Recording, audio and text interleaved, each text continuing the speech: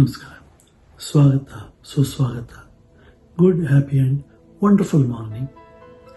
ಈ ದಿನ ನಾನು ನಿಮ್ಮಲ್ಲಿ ಒಂದು ವಿಷಯನ ಹಂಚ್ಕೊಳ್ಳೋಕೆ ಬಯಸ್ತೀನಿ.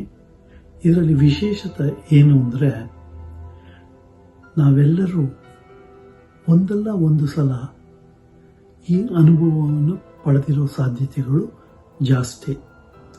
ಏನು ಅಂದರೆ, fear of failure, dejection, pessimism ಅಂದರೆ ಸೋಲಿನ ಭಯ, ನಿರಾಶಾವಾದ, ಅಯ್ಯೋ ನನ್ನ ಕಡೆ ಮಾಡೋಕ್ಕೆ ಆಗಲ್ಲ ಅಂತ.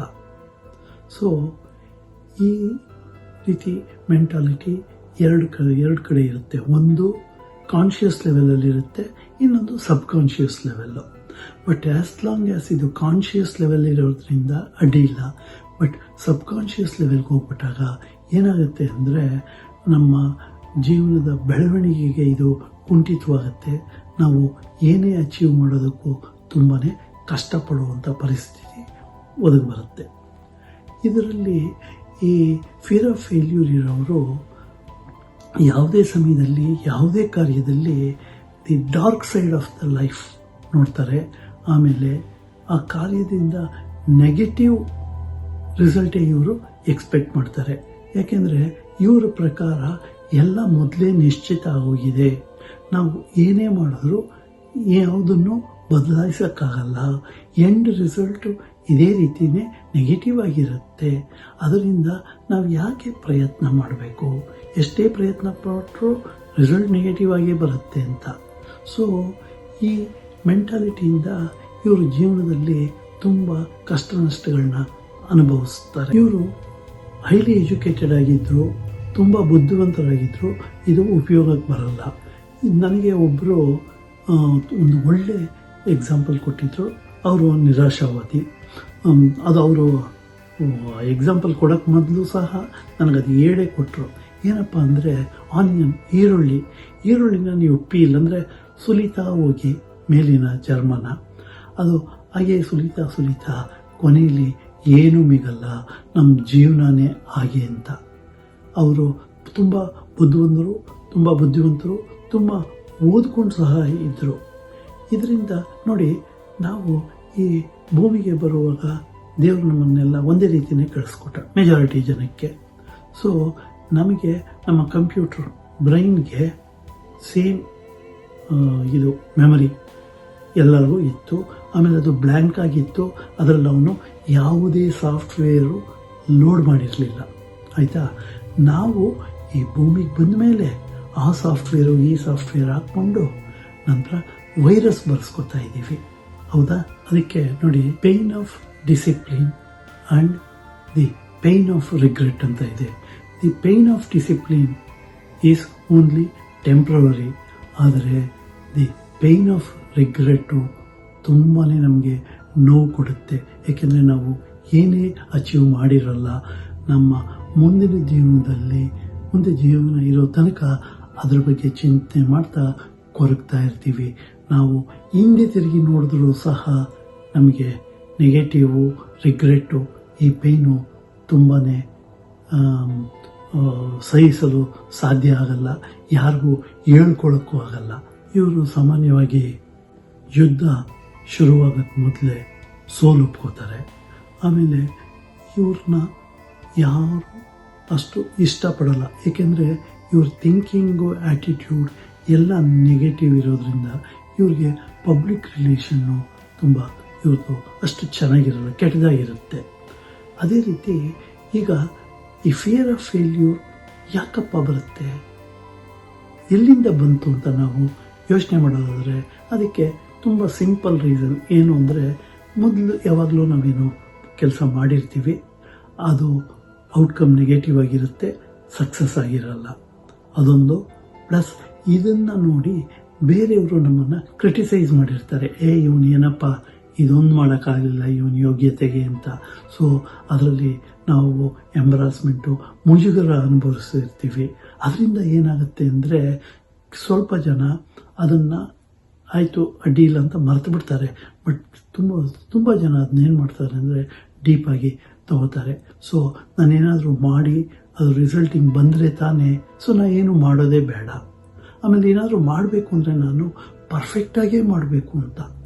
ಸೊ ನೋಡಿ, ನೀವು ಈ ಜೀವನದಲ್ಲಿ ಯಾರೆಲ್ಲ ಸಕ್ಸಸ್ ಕಂಡಿದ್ದಾರೋ, ಯಶಸ್ಸು ಕಂಡಿದ್ದಾರೋ, ಅವರು ಎಲ್ಲರೂ ಎಷ್ಟು 100% ಮಾಡಿದರೆ ಅದರಲ್ಲಿ 70% ಅವ್ರ ಫೇಲ್ಯೂರ್ಸೇ ನೋಡಿರ್ತಾರೆ. ಓಕೆ, ಅವರು ಎಷ್ಟು ಸಲ ಬಿದ್ದರು ಅಂತ ಅಲ್ಲ ಇಂಪಾರ್ಟೆಂಟು, ಎಷ್ಟು ಸಲ ಎದ್ದು ಮುಂದೆ ಹೋದರು ಅಂತ, ಅದು ತುಂಬಾ ಇಂಪಾರ್ಟೆಂಟು. ಆಮೇಲೆ ಬೇರೆಯವರು ಅಂದ್ಕೋತಾರೆ, ಆಮೇಲೆ ನಾನು ಪರ್ಫೆಕ್ಟಾಗಿ ಮಾಡಬೇಕು ಅಂದರೆ ಅದು ಸಾಧ್ಯ ಇಲ್ಲ. ನೋಡಿ, ಅದೇ ರೀತಿ ಒಂದು ನಿಮಗೆ ಉದಾಹರಣೆ ಕೊಡಬಲ್ಲೆ. ಈ ವ್ಯಾಲ್ಯೂ ಇನ್ವೆಸ್ಟರ್ ಶೇರ್ ಮಾರ್ಕೆಟಲ್ಲಿ ದುಡ್ಡು ಮಾಡಿರೋರು ಸಹ ಈಗ ಒಂದು 10 ಶೇರ್ ತೊಗೊಂಡಿದ್ದಾರೆ ಅಂತ ಇಟ್ಕೊಳ್ಳಿ. 10 ಶೇರ್ ತೊಗೊಂಡಿದ್ರೆ 10ರಲ್ಲೂ ಅವ್ರಿಗೆ ಲಾಭ ಬಂದಿರಲ್ಲ. ನಿಯರ್ಲಿ 5 to 6 ಅಲ್ಲಿ ಅವ್ರಿಗೆ ಅಂಥ ಒಳ್ಳೆ ರಿಟರ್ನ್ಸೇ ಸಿಕ್ಕಿರಲ್ಲ. Even return might be negative. ಆದರೆ ಅವ್ರಿಗೆ ರಿಮೈನಿಂಗ್ 4 ಶೇರ್ಸಿಂದ ಒಳ್ಳೆ ಸೂಪರ್ ಪ್ರಾಫಿಟ್ ಬಂದಿರುತ್ತೆ. ಅದಕ್ಕೆ ಅವರು ಸಕ್ಸಸ್ಫುಲ್ ಆಗಿರ್ತಾರೆ. ಅವರು 10 ಶೇರು 100% ಏನು ಇನ್ವೆಸ್ಟ್ ಮಾಡಿದಾರೋ 100%ಅಲ್ಲೂ ಅಂದರೆ ಎಲ್ಲ ಇದರಲ್ಲೂ ರಿಟರ್ನ್ಸ್ ಎಕ್ಸ್ಪೆಕ್ಟ್ ಮಾಡೋಕ್ಕಾಗಲ್ಲ. ಸೊ ನಾವು ಈ ಫೇಲ್ಯೂರಿನ ಪಾಠ ಕಲಿಬೇಕು. ಸೊ ನನಗೀಗ ಫೇಲ್ಯೂರ್ ಆಯಿತು, ಇದರಿಂದ ನಾನು ಏನು ತಿಳ್ಕೊಬೋದು, ಏನು ಕಲ್ತ್ಕೋಬೇಕು, ಇದರಿಂದ ನಾನು ಮುಂದೆ ಯಾವುದನ್ನು ಕಲಿತ್ರೆ ಇಂಥ ಫೇಲ್ಯೂರನ್ನು ನಾನು ಅವಾಯ್ಡ್ ಮಾಡ್ಬೋದು ಅಂತ ಇದು ಮಾಡ್ಬೋದು. ಈಗ ಈ fear of failure or pessimism ಇದರಿಂದ ಹೊರಗಡೆ ಬರ್ಬೋದಾ? ಎಸ್, ಡೆಫಿನೆಟ್ಟಾಗಿ ಹೊರಗಡೆ ಬರ್ಬೋದು. ಏನಪ್ಪ ಅಂದರೆ ಅದಕ್ಕೆ 2 ಇದಿದೆ, 2 ways ಇದೆ. ಒಂದೇನಪ್ಪ ಅಂದರೆ ನಾವು ನಮ್ಮ ಮನೋಭಾವನೆಯನ್ನು ಬದಲಾಯಿಸ್ಕೋಬೇಕು, ಮನಸ್ಥಿತಿನ ಬದಲಾಯಿಸ್ಕೋಬೇಕು, ನಮ್ಮ ನಕಾರಾತ್ಮಕ ಇದನ್ನು ಪ್ರಶ್ನಿಸೋಕ್ಕೆ ಶುರು ಮಾಡಬೇಕು. ಸಾಧ್ಯವಾದ ಮಟ್ಟಿಗೆ ನಾವು ಈ ಕಲಿಯೋದು ಹಿಂದೆ ಆಗಿರೋ ಇದರಿಂದ ಏನು ಕಲಿಬಹುದು ಅನ್ನೋದನ್ನ ಯೋಚನೆ ಮಾಡಬೇಕು. ಆಮೇಲೆ ರ್ಯಾಷನಲ್ ಥಿಂಕಿಂಗ್ ಬರಬೇಕು. ಆಮೇಲೆ ಸ್ವಲ್ಪ ಪುಸ್ತಕಗಳನ್ನ, ಈ ಸೆಮಿನಾರ್ಗಳನ್ನ ಅಟೆಂಡ್ ಮಾಡೋದರಿಂದ ಕೂಡ ನಾವು ಇದರಿಂದ ಹೊರಗಡೆ ಬರಬಹುದು. ಆಯಿತಾ? ಸೊ ಇದರಿಂದ ನಾವು ಹೊರಗಡೆ ಬಂದರೆ ಇದು ತುಂಬ ಸುಲಭ ಅಲ್ಲ, ಸ್ವಲ್ಪ ಟೈಮ್ ತಗೊಳುತ್ತೆ.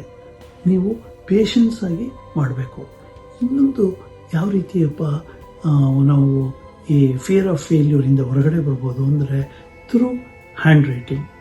ಓಕೆ, ಥ್ರೂ ಯಾವ ರೀತಿ ಹ್ಯಾಂಡ್ ರೈಟಿಂಗಿಂದ ಹೊರಗಡೆ ಬರ್ಬೋದು ಅಂದರೆ ನೋಡಿ, ಈ ಗ್ರಾಫಾಲಜಿಸ್ಟ್ಸು ಫಿಯರ್ ಆಫ್ ಫೇಲ್ಯೂರು, ಪೆಸಿಮಿಸಮ್ ಇದನ್ನು ಹ್ಯಾಂಡ್ ರೈಟಿಂಗಲ್ಲಿ ಯಾವ ರೀತಿ ಕಂಡುಹಿಡಿತಾರೆ ಅಂದರೆ they find in letter GYJZ ಅಂದರೆ ಸ್ಮಾಲ್ ಲೆಟರ್ಸು.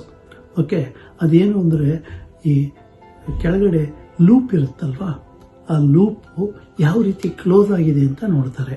ಅದೇ ರೀತಿ ನಿಮಗೆ ಸ್ಮಾಲ್ ಟಿಯಲ್ಲಿ ಬಾರ್ ಎಲ್ಲಿ ಪ್ಲೇಸ್ ಆಗಿದೆ ಅಂತ ನೋಡ್ತಾರೆ.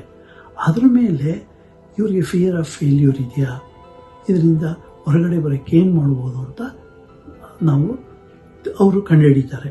ಈಗ ನಾನು ನಿಮಗೆ ಇದನ್ನು ಒಂದು ರೈಟಿಂಗ್ ಇದರಲ್ಲೇ ತೋರಿಸ್ತೀನಿ, ಯಾವ ರೀತಿ ಫಿಯರ್ ಆಫ್ ಫೇಲ್ಯೂರು ಒಂದು ಹ್ಯಾಂಡ್ ರೈಟಿಂಗಲ್ಲಿ ಇರುತ್ತೆ. ನೋಡಿ, ನಾನಿಲ್ಲಿ fear of failure, pessimism and dejection ಅಂತ ಬರೆದಿದ್ದೀನಿ. ಓಕೆ, ಈಗ ಇದರಲ್ಲಿ ಟ್ರೈಟ್ ಇಂಡಿಕೇಟರ್ ಯಾವುದ್ರಲ್ಲಿ ಕಂಡುಹಿಡಿತಾರೆ ಅಂತ ಆಗಲೇ ಹೇಳ್ದಂಗೆ YGJZ. ಇಲ್ಲಿ ನೋಡಿ, ಈ ಫೈಯಲ್ಲಿ ಕೆಳಗಡೆ ಬಂದು ಲೂಪ್ ತಿರ್ಗ ಲೈನ್ ಆಫ್ ರಿಯಾಲಿಟಿನ ಟಚ್ ಆಗ್ತಾ ಇಲ್ಲ. ಮಧ್ಯದಲ್ಲೇ ಇವರು ಇನ್ಕಂಪ್ಲೀಟ್ ಮಾಡ್ತಾ ಇದ್ದಾರೆ, ಅಂದರೆ ಮಧ್ಯದಲ್ಲೇ ಲೂಪ್ನ ಕಂಪ್ಲೀಟ್ ಮಾಡಿಬಿಡ್ತಾ ಇದ್ದಾರೆ.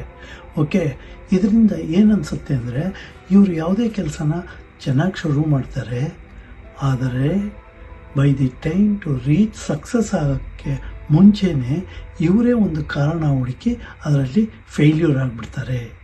ಇದು ಯಾಕೆ ಅಂದರೆ ಒಂದು ಸಾಮಾನ್ಯವಾಗಿ ಅಟ್ ಪ್ರೆಸೆಂಟ್ ಇವರು ತುಂಬ ಕಂಫರ್ಟ್ ಪೊಸಿಷನಲ್ಲಿದ್ದಾರೆ. ಸೊ ಈ ಸಕ್ಸಸ್ ಬಂದಾಗ they have to come out of this comfort zone. ಅದಕ್ಕೆ ಅವರು ಸಾಮಾನ್ಯವಾಗಿ ಈ ಹೋಮ್ ಮೇಕರ್ಸು ತುಂಬ ಕಲ್ತಿರ್ತಾರೆ, ಆದರೆ ಅವರು ರೀಸನ್ ಕೊಡೋದು ಏನು ಅಂದರೆ, ಅಯ್ಯೋ ನಾನು ಮಕ್ಕಳಿಗೆ ಟೈಮ್ ಕೊಡಬೇಕು, ಮನೆ ನೋಡ್ಕೋಬೇಕು, ಅತ್ತೆ ಮಾವನ್ನ ನೋಡ್ಕೋಬೇಕು, ಇದೆಲ್ಲ ಒಂದು ರೀಸನ್ ಕೊಡ್ತಾರೆ. ಬಟ್ ಅದು ರೀಸನ್ ಅಲ್ಲ, ಆ ಕಂಫರ್ಟ್ ಝೋನು. ಓಕೆ, ಅದೇ ರೀತಿ ನೋಡಿ, ಇನ್ನೊಂದೇನು ಅಂದರೆ ಈ ಲೋ ಸೆಲ್ಫ್ ಎಸ್ಟೀಮ್ ಇರುತ್ತೆ, ಈ ಫಿಯರ್ ಆಫ್ ಫೇಲ್ಯೂರ್ನ. ಅದನ್ನು ನಾವು ಎಲ್ಲಿ ಕಂಡುಹಿಡಿತಾರೆ ಗ್ರಾಫಾಲಜಿಸ್ಟ್ ಅಂದರೆ, ಟಿ ಬಾರ್ ನೋಡಿ, ಸ್ಟೆಮ್ಮಲ್ಲಿ ಎಷ್ಟು ಕೆಳಗಡೆ ಇದೆ, ಇದು ಲೋ ಸೆಲ್ಫ್ ಎಸ್ಟೀಮ್ ತೋರಿಸುತ್ತೆ. ಈ ಲೋ ಸೆಲ್ಫ್ ಎಸ್ಟೀಮ್ ಇರೋರು ತಮ್ಮನ್ನು ತಾವೇ, ಅಂದರೆ ಇವ್ರಿಗೆ ಕೀಳರಿಮೆ ಜಾಸ್ತಿ, ತಮ್ಮ ದೃಷ್ಟಿಯಲ್ಲಿ ತಾವೇ ಅಯ್ಯೋ ನಾನು ಎಷ್ಟೇ, ನಾನು ಯಾತಕ್ಕೂ ಕೆಲಸಕ್ಕೆ ಬಾರದವರು, ನಾನು ಇಷ್ಟೇ ಅಂತ ಇವರು ಯೋಚನೆ ಮಾಡ್ತಾರೆ.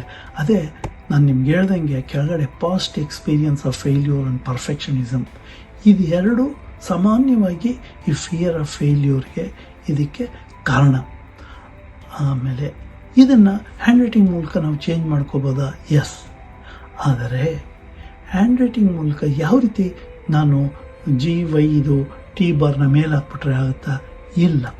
ಅದಕ್ಕೆ ಸ್ವಲ್ಪ ಮೊದಲೇ ಪ್ರಿಪ್ರೇಷನ್ ಬೇಕಾಗುತ್ತೆ. ಅದಕ್ಕೆ ನಾವೇನು ಮಾಡ್ತೀವಿ ಅಂದರೆ, ಗ್ರಾಫಾಲಜಿಸ್ಟು ಅದಕ್ಕೆ ಒಂದು ಪ್ಯಾಟರ್ನ್ಸ್ ಬರೆಸ್ತೀವಿ. ಈ ರಿಸ್ಟು ಫ್ರೀ ಆದಾಗ, ಪೆನ್ ಹಿಡ್ಕೊಳ್ಳೋ ಸ್ಟೈಲ್ ಬದಲಾವಣೆ ಆದಾಗ, ನಂತರ ಅವ್ರಿಗೆ ಯಾವ ಲೆಟ್ರ್ ಚೇಂಜ್ ಮಾಡಬೇಕು ಅಂತ ಹೇಳಿ ಚೇಂಜ್ ಮಾಡಿಸ್ತೀವಿ. ಇವಾಗ ನೋಡಿ, ಸಾಮಾನ್ಯವಾಗಿ ಜ್ವರ, ತಲೆನೋವು ಅಂದರೆ ಸ್ಯಾರಿಡಾನು, ಕ್ರೋಸಿನ್ನು ಇದು ತಗೋತೀವಿ. ಇಲ್ಲ, ಆ ರೀತಿ ಎಲ್ಲದಕ್ಕೂ ಒಂದೇ ಮಾತ್ರೆ ಇಲ್ಲ. ಇಂಡಿವಿಜುವಲ್ ಹ್ಯಾಂಡ್ ರೈಟಿಂಗ್ ನೋಡಿ ಎಲ್ಲಿ ಏನು ಬದಲಾವಣೆ ತರಬೇಕು ಅಂತ ಇದು ಮಾಡೋದು. ಯಾಕೆಂದರೆ each and every handwriting is unique and masterpiece. ಎಲ್ಲದಕ್ಕೂ ಒಂದೇ ಮದ್ದು ಇಲ್ಲ. ಆಮೇಲೆ ಇದನ್ನು ನೀವು ನನ್ನ ಕಾಂಟ್ಯಾಕ್ಟ್ ಮಾಡಿದ್ರೆ ವಾಟ್ಸಪ್ ಮೂಲಕ ನಾನು ನಿಮಗೆ ಇದನ್ನು, ಈ ಎಕ್ಸಸೈಸು ಆಮೇಲೆ ಯಾವ ರೀತಿ ಅಂತ ಹೇಳ್ಕೊಡ್ತೀನಿ. ಆಮೇಲೆ ಇನ್ನೊಂದೇನು ಅಂದರೆ, ಇದು ಫ್ರೀ. ಓಕೆ, ಇದಕ್ಕೆ ನಾನು ಚಾರ್ಜ್ ಮಾಡಲ್ಲ. ಆಮೇಲೆ ಈ ಎಕ್ಸಸೈಸ್ನ ಮಿನಿಮಮ್ 21 ದಿನ ಮಾಡಬೇಕು. 21 ದಿನ ನಂತರ ಕಂಟಿನ್ಯೂ ಮಾಡಬೇಕು. ಏಕೆಂದರೆ ಆ ಕನ್ಸಿಸ್ಟೆನ್ಸಿ ಬೇಕು.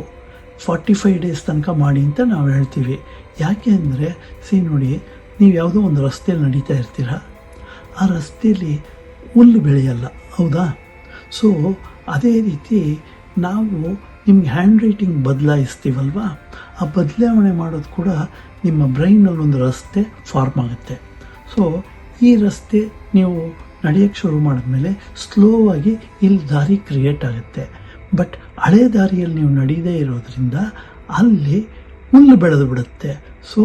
ಆ ದಾರಿ ನಿಮಗೆ ಪುನಃ ಕಂಡು ಬರಲ್ಲ.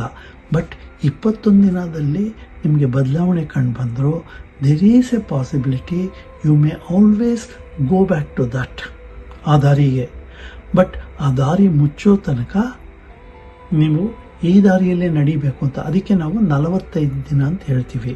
ಆಮೇಲೆ ಈ ಎಕ್ಸಸೈಸ್ನ ನೀವು ಇಷ್ಟಪಟ್ಟು ಮಾಡಬೇಕು, ಕಷ್ಟಪಟ್ಟು ಮಾಡಬಾರ್ದು. ನೋಡಿ, ನಾನು ನನ್ನ ಚಾನಲ್ ಸ್ಟಾರ್ಟ್ ಮಾಡಿದಾಗ reducing weight through handwriting ಅಂತ, ಅದಕ್ಕೆ ಸ್ವಲ್ಪ ಜನ ಕಾಂಟ್ಯಾಕ್ಟ್ ಮಾಡಿದರು. ಬಟ್ ಅದರಲ್ಲಿ 3 ಜನ ರೆಗ್ಯುಲರಾಗಿ ಪ್ರಾಕ್ಟೀಸ್ ಮಾಡಿದ್ರು. ಅವರು ತುಂಬ ಇಷ್ಟಪಟ್ಟು ಪ್ರಾಕ್ಟೀಸ್ ಮಾಡಿದ್ರು. They enjoyed the exercise which I have given. ಆಮೇಲೆ ಅದೇನು ತುಂಬ ಕಷ್ಟಕರವಾಗಿ ಏನೂ ಇಲ್ಲ, ಅವರು ಅದರಿಂದ ಬೆನಿಫಿಟ್ ಹೊಂದಿದ್ರು. ನಿಮಗೆ ಯಾರಿಗಾದರೂ ಈ ಫಿಯರ್ ಆಫ್ ಫೇಲ್ಯೂರ್, ಪೆಸಿಮಿಸಮ್ ಇದರಿಂದ ಹೊರಗಡೆ ಬರಬೇಕು ಅಂದರೆ ನನ್ನ ಕಾಂಟ್ಯಾಕ್ಟ್ ಮಾಡಿ, ನಾನು ನಿಮಗೆ ತಿಳಿಸ್ಕೊಡ್ತೀನಿ. ಓಕೆ, ಈ ವಿಡಿಯೋ ನಿಮಗೆ ಇಷ್ಟ ಆಗಿದೆ ಅನ್ಕೋತೀನಿ. ಇಷ್ಟವಾದ ಪಕ್ಷದಲ್ಲಿ ದಯವಿಟ್ಟು ನನ್ನ ಚಾನಲ್ನ ಸಬ್ಸ್ಕ್ರೈಬ್ ಮಾಡಿ, ಲೈಕ್ ಮಾಡಿ, ಹಾಗೆ ಸಾಧ್ಯ ಆದರೆ ನಿಮ್ಮ ಬಂಧು ಬಳಗದವ್ರ ಜೊತೆ ಹಂಚ್ಕೊಳ್ಳಿ ಅಂತ ಹೇಳ್ತಾ ನಾನು ಈ ವಿಡಿಯೋನ ಮುಗಿಸ್ತಾ ಇದ್ದೀನಿ. ಇನ್ನೊಂದು ವಿಡಿಯೋದಲ್ಲಿ ನಿಮ್ಮನ್ನು ಭೇಟಿಯಾಗೋಕ್ಕೆ ಇಷ್ಟಪಡ್ತೀನಿ. ನಮಸ್ಕಾರ.